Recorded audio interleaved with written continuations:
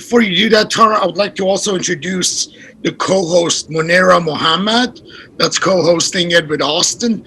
And MUNIRA works at the ACLU in policy associate for ACLU in Minneapolis, and they're both speaking at the same time. Yes, thank you so much, Vahid and Tara. We're going to talk about our experience in Minneapolis with the police surveillance. We've got a little presentation that I'm going to start sharing with you in just a couple seconds. Austin, if you want to introduce yourself too. Absolutely, yes. Thank you, everyone, for joining us this evening, and it's been a great evening so far.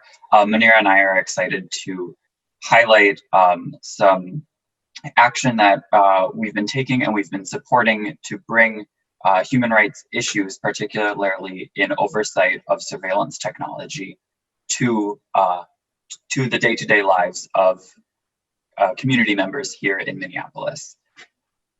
So, Vahid, we do have a little presentation. If you can make me co-host, I'll start screen sharing. That way everyone can see.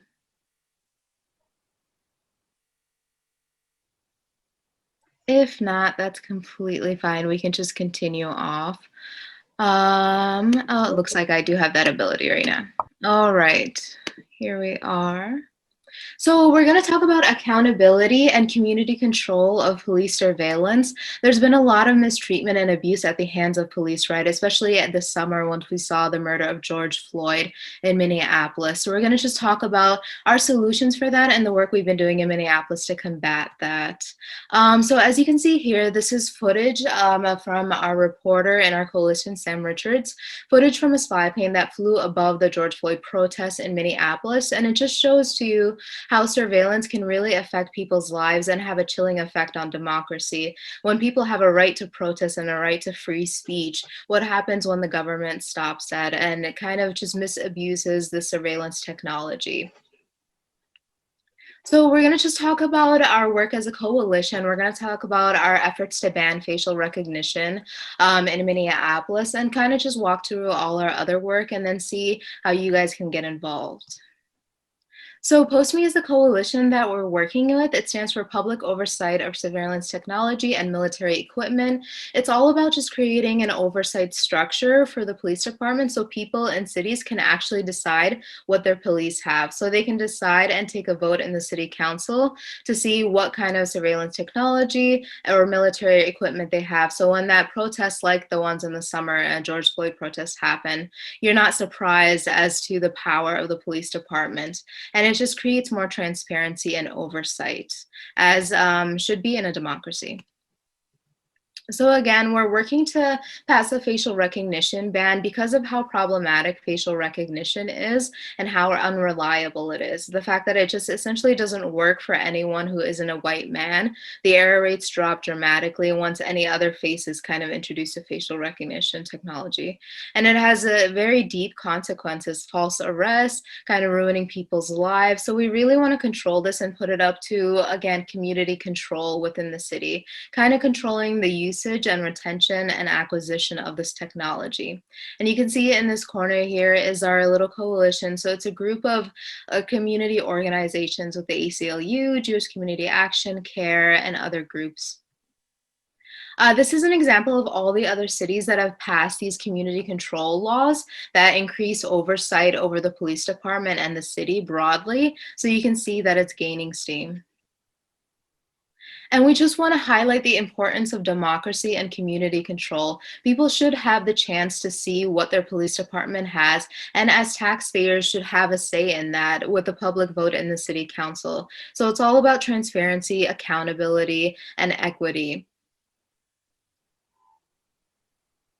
Austin? Thank you, MUNIRA. So next, I'm going to just give a very high-level overview of facial recognition technology, just kind of give us our bearings with the basics so that we can understand some of the dangers that it poses in the current both technological as well as regulatory frameworks. So facial recognition is a form of computer vision where a computer program identifies patterns in reviewing huge sets of images. And the objective of computer vision is, given the image of a face, to correctly identify the face. All right, Munira, next slide, please. While facial recognition has been touted as this key to a non-invasive and quote unquote, objective or unbiased approach to policing, the outcomes that we've seen since it's been rolled out actually show that it is more invasive and actually exacerbates racial disparities within our justice system. And in the absence of substantive regulation on facial recognition, there's little accountability for law enforcement agencies who use third-party vendors for, say, facial recognition technology. And these tools can lead to instances like false arrests, as was the case for Robert Julian Borchak Williams here. And we encourage you to visit postme.mn to learn more about a variety of topics in this realm. In particular, our coalition has synthesized a lot of research on the technical, legal, and ethical implications of facial recognition technology. This is just the surface, just the tip of the iceberg. Next slide, Munira. So Munira had alluded to some significant disparities when it comes to the quality of facial recognition technology across race and gender.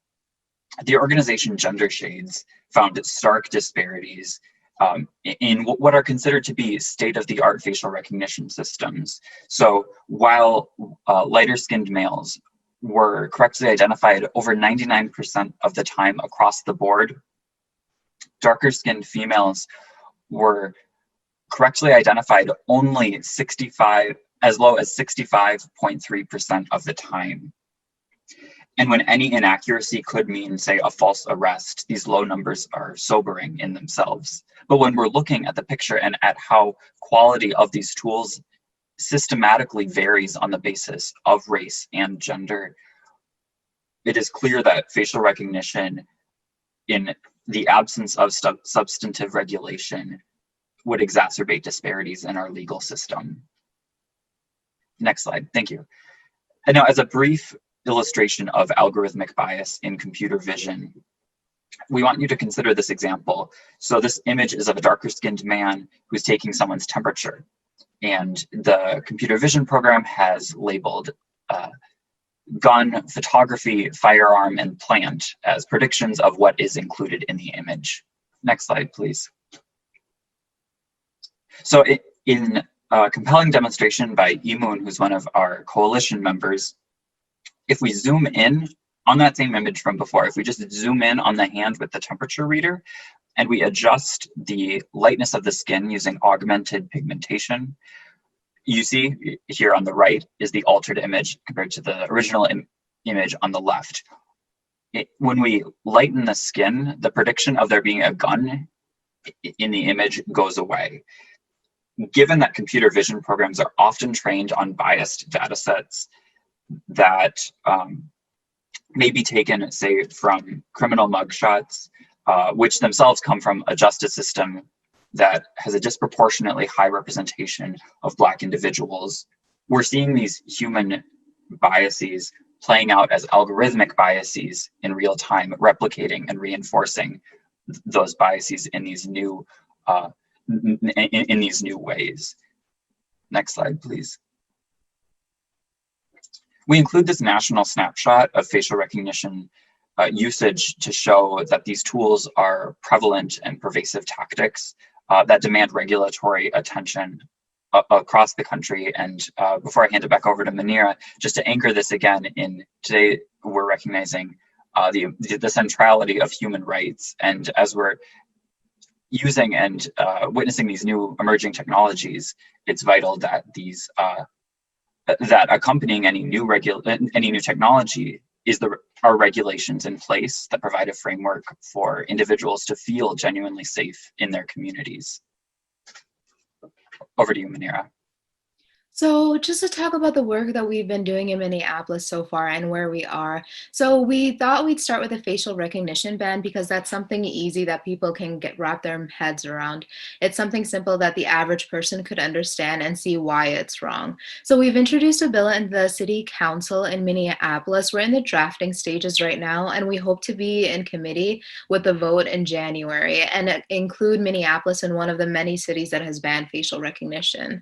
And again, the goal of the bill is to simply not acquire or update or retain any facial recognition technology within the city and city departments, including the police department, ensuring that there's no abuse of this technology. So again, thank you for listening. And if you know any folks in Minneapolis, please go to our action page, action.postme.mn, and tell the Minneapolis Council to ban facial recognition. If not, you can connect with our resources and organizers or me or Austin and our Get Involved page at postmemn.com. Thank you so much for listening.